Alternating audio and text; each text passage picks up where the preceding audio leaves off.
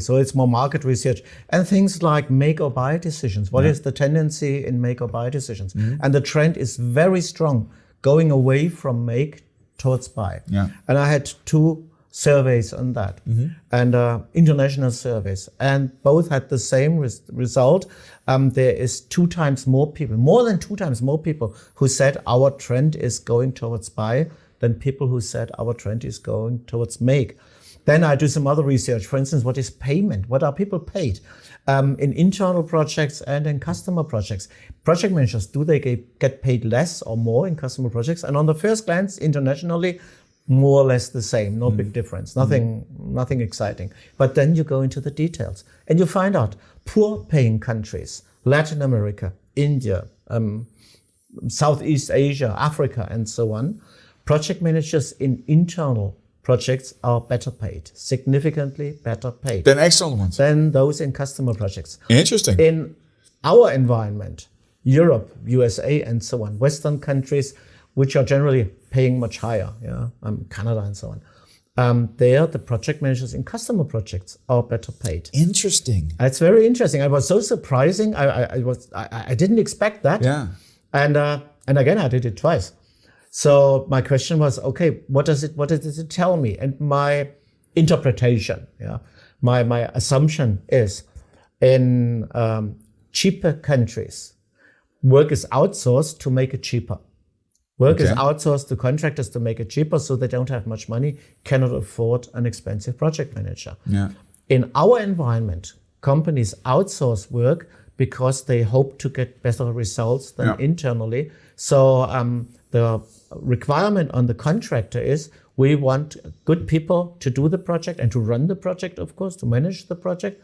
So they have to pay more for that. And this was interesting because that's the most important cultural difference that I found here. Apart from that, everything is very similar. Interesting. And that's an interesting thing. And as soon as you start going into details, there is so much what you can find. There is so much new information.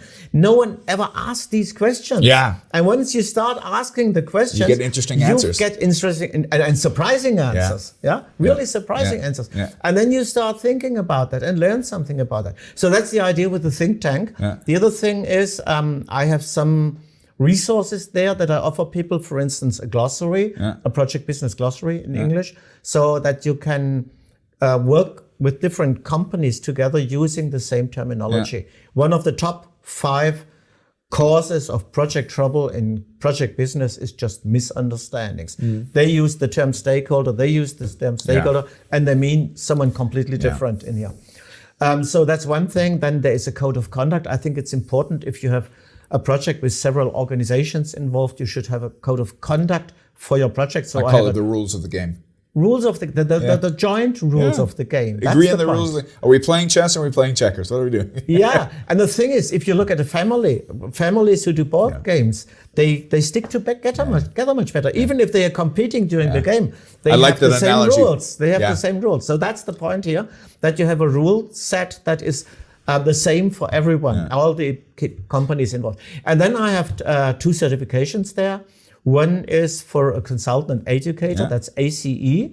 By the way, I went myself through the same process. I had someone assessing me, so when I say I'm certified for that, it's not just stealing it or it's not make-believe. I really went through this process myself.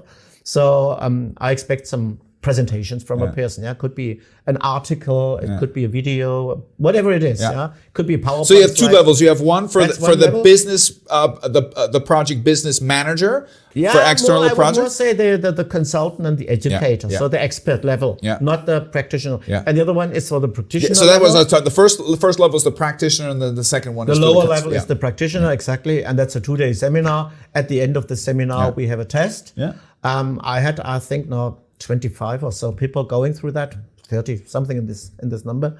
And so this is something I'm now building up. This is something which is relatively new, and the first groups were to some degree also pilot group. The very first group was a pilot group. Well, I think it's a brilliant concept, and I would love to, if you're interested in my opinion on it, gladly. Absolutely.